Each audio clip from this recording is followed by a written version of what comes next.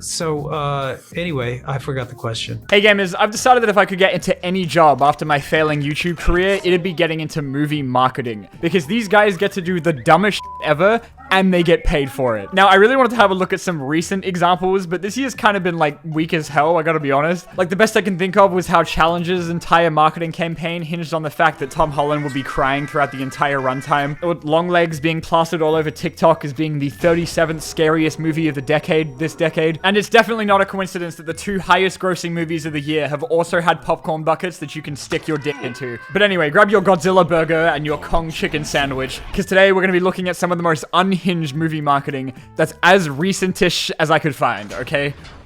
But first, this video is brought to you by Monly, because learning languages is kind of hard, okay? I'm pretty sure I did like 5 years of Chinese at school, and the only thing I actually remember from it was the word pung, which I'm pretty sure means fat. Monly's got over 40 different languages to choose from, including Japanese, which I can finally learn how to speak properly, since I gotta admit my current vocab from anime isn't the best. They have a ton of different ways for you to translate sentences, either by typing or even reading it out yourself. Namae wa? Watashi wa Alvin desu. I mean, I've only been using Monly for 5 minutes and I'm already fluent. Check this out. Coffee.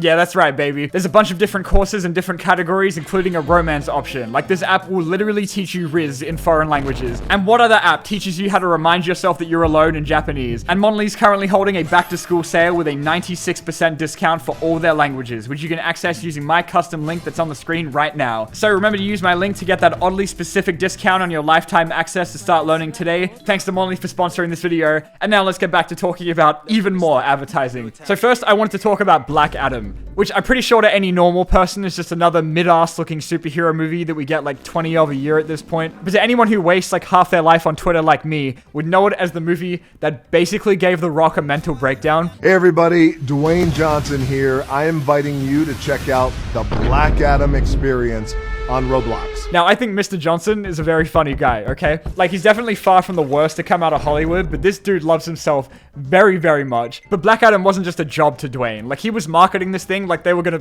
execute him if it didn't make its money back, alright? Dwayne literally said in an interview, "I think Black Adam is the kind of movie that generations will enjoy. It's rare to be lucky enough to create something that will span generations." I don't even think he was trying to promote a movie at this point. I genuinely think he believed that Black Adam was the second coming of Christ. The dude got so into it, he started beefing with random people on Twitter.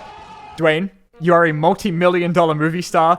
Do you really care what the world's only unironic Suicide Squad fan thinks? I think it all started off pretty normal. Like, Dwayne showed up in full costume at Comic-Con doing like a full-on WWE entrance, but I think it all started going a bit off the rails when Dwayne started promising that the hierarchy of power in the DC universe was about to change. Because the hierarchy of power in the DC universe is about to change. If you put a gun to my head, I would not be able to tell you a single thing that actually happened to Black Adam, but I think about this quote like at least twice a week. Like, I get what he means, but it's such a weird way of saying it. Like, do we want to rephrase that maybe so it sounds like a bit catchier? Or no, it's already being blasted across Times Square? Okay. The hierarchy of power in the DC universe is about to change. In South Korea, Dwayne did an interview where he talked about whether random Korean pop stars would beat Black Adam. What the fuck is this man on about? BTS versus Black Adam, and they have an army. That's how badass they are. They have got a shot to beat Black Adam. There was a Carl's Jr. Bacon Big Carl Black Adam burger. They put Black Adam in MultiVersus, Black Adam Fortnite. Kinda bummed he didn't do a commercial for the Indonesian exclusive Black Adam Super Mop. In DC League of Super Pets, a movie where Dwayne already voices the Superman dog, there is a post-credit scene where they had Black Adam show up with his Black Adam dog, who are both also voiced by Dwayne "The Rock" Johnson. Why are the fans gonna love this movie, you think? I think fans are going to love this movie because Then at a screening for it, he dressed up in a crypto fursuit so he could give a family a random dog he found off the street while also having a cardboard cutout of himself promoting his tequila brand at an event for this children's animated movie. I see you crying up there. I'm going to come up there and give you tissues if you don't stop crying. But don't get me wrong, like, I could see how this all happened. Like, this guy shows up to your boardroom meeting being like 50 times the size of everyone else. What are you going to tell him? No? You're going to go up to this man's massive biceps and tell him that Black Adam energy drinks are a bad idea. Like, no the fuck you aren't. It's time for India versus Pakistan. But even after the movie came out and broke box office records by having almost 5 people show up to go see it, Dwayne just started lying about how much money the movie made on Twitter. Like, there were reports coming out that he intentionally posted fake financial information to make it look like the movie didn't bomb. But don't worry, because the fucking hierarchy of power at the IRS was about to change. So yeah, on one hand we have Black Adam trying maybe a little bit too hard, but this year also gave us the opposite with Madam Web, where no one on the marketing team gave a single shit. I'm just saying I heard rumors. Madam Web? Madam Web is a movie made with maybe the least amount of effort I've seen in my entire life, where the collective bloodstream on set had to be like 87% sleeping pills. Half of the dialogue was added later on, so there was an entire character whose mouth doesn't sync up to a single thing he says for an hour and a half. But in the future, less than nothing. I will not give up. And yeah, it was funny that the movie looked like shit, but it was even more fun watching a press tour that was actively celebrating that this movie was going to suck ass. I think the most they really tried for marketing was chucking Sydney Sweeney on a Hot Ones episode that I think more people saw than the actual movie. They really only made like a single JPEG of Dakota Johnson's completely soulless eyes to plaster all over the posters. The way that we found out about her costume that she wears in the movie for like 7 seconds was on a fucking ocean spray bottle. But you know what? They did have the Madam Web helicopter, so I don't know how this movie didn't make $1 billion, honestly. But there was no one that gave less of a shit than Dakota Johnson. Who is the same as 50 Shades, just with more clothes on? You know? I've never in my life been bothered to watch any of those cringy press interviews where you can see the actors struggle to remember their lines because of all their suicidal thoughts. You know, my favorite thing about the movie is like, it feels like a movie. But the press tour for Madam Web was incredible just to see Dakota Johnson taking the absolute piss out of this movie. Do you remember the first Marvel female character that you fell in love with on screen? I don't. I've only ever seen this level of not giving a fuck whenever anyone asks Harrison Ford about Star Wars. Because some actors don't like to watch themselves on screen at all. I don't like to watch myself. Have you seen Madam Web? No. Famously, there was one promo she did where she pretends to be a huge fan of Marvel movies because Sony was probably holding her at gunpoint. I have always really loved Marvel movies. And then later she did an interview where she admitted that she's only seen like 3. And she's so real for that. I mean, what % of Marvel movies have you seen? 4%. 4%. Which is like 15 minutes of one. So yeah, if you can believe it, telling people that your movie brought about the death of cinema isn't the greatest way to get them to go and see it. But what I think we have been seeing getting people to go back to the movies are funny internet memes. And we had a perfect example last year with Barbenheimer, the world's happiest accident since my birth. And all it took was 2 completely different movies releasing on the same day to become such a big event that it got its own Wikipedia page that's fucking longer than the script for Oppenheimer to make people actually want to go outside and spend like $87 on popcorn. I mean, everyone except Japan was having a great time. And you know what made Barbenheimer special was that it was natural, okay? It wasn't some pre-planned marketing push made by 67-year-old guys in suits, and that's a huge part of what made it fun, okay? Same with Animal Crossing and Doom like a few years back too. That was fun because it wasn't meant to happen. So a few months later when they were like, what if you release Saw and Paw Patrol on the same day and we call that Saw Patrol? No, nobody fucking cares, okay? And then you got things like the Gentle Minions meme where you had like whole armies of people in suits assembling in droves to go see the second Minions movie because Despicable Me is a series for small children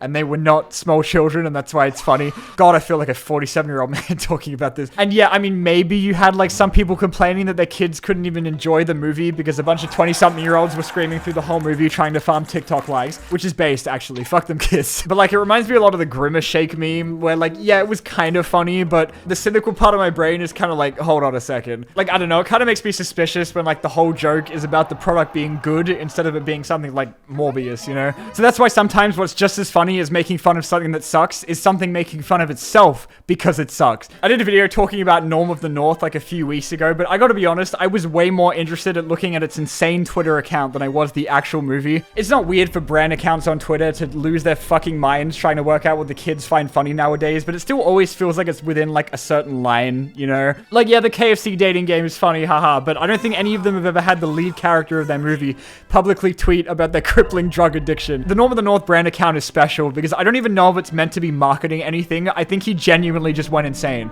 For those unaware, the billion-dollar Norm of the North franchise is made up of a movie where Rob Schneider plays a twerking polar bear. That was then followed by like 3 more straight-to-DVD movies before he kind of just disappeared into the $3 clearance bin at Walmart. But this only started happening after the movies came out, so like maybe someone just hacked into their Twitter and because absolutely no one gives a shit about Norm of the North, they just didn't care care. Maybe it's the real Norm tweeting from the Arctic and this is just meant to be his cry for help. There's like so many things that could be happening here and all of them are funny. For almost 5 years, their Twitter was just a normal brand account with the usual boring copy-pasted bullshit that all get like 20 likes. When that cold brew hits, you know, all that kind of shit. But then in 2021, they just tweeted out Norm of the North for some reason.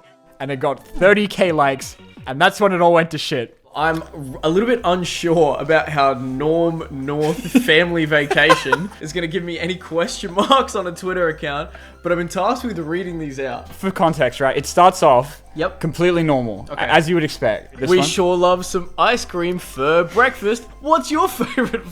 Sorry. There's snow place like home. Happy Parents' Day from Norm of the North. Isn't that cute? That's adorable. Norm had sex. Several times. Raw. Norm is vaccinated? Why are you telling me that Norm is vaccinated? You just got Norm of the North. Repost this image to Norm of the North, your friends. This guy's based. I like him. Norm's 5th movie will be titled Norm of the North, Sea of Thieves. Sea of Thieves? Sea of Thieves, not Norm is ready. Norm loves bowling. Why does that have 30,000? That's a good fun fact. Norm is northing as fuck right now. A moment of silence for Norm, who died on August 14th. He died in Normandy, you fucking idiot. So they had like ongoing lore, right? It was Norm has been missing for 6 days. Oh god, they found it. Norm has been diagnosed with type 2 diabetes. Oh god. Norm has just finished reading the Communist Manifesto. Thank you, Norm. Fucking Norm has relapsed. What happened to the 7th polar ice cap? Jet fuel doesn't melt icebergs, bitch! If someone is being paid to do this, I'm literally quitting YouTube to do whatever this is. I'm sorry, guys. Now, there were some clues as to what the actual fuck was going on here, because whatever psychopath was running this account did break character a few times. Like, one time they posted that they can tweet anything they want, and then they followed that up by saying that they got fired months ago. But their final tweet after almost a full 2 years of shit posting was, I just got a call from Lionsgate. This is the end. I've had relatives die that have made me less sad than reading that tweet. Now, if this is all just marketing, first of all, this is the best thing I've seen in my entire life and they can have as much of my money as they want. And second, I'm guessing maybe Lionsgate just figured the Norm franchise is already dead, so they may as well just take the piss out of it, right? I saw this video from Izzy's, I hope I'm saying that right, where she pointed out that like the official Lionsgate account has also made some pretty weird tweets that are like kind of similar to the ones from the Norm account. And she also pointed out that it was still verified the whole time it was doing this, even though it isn't anymore.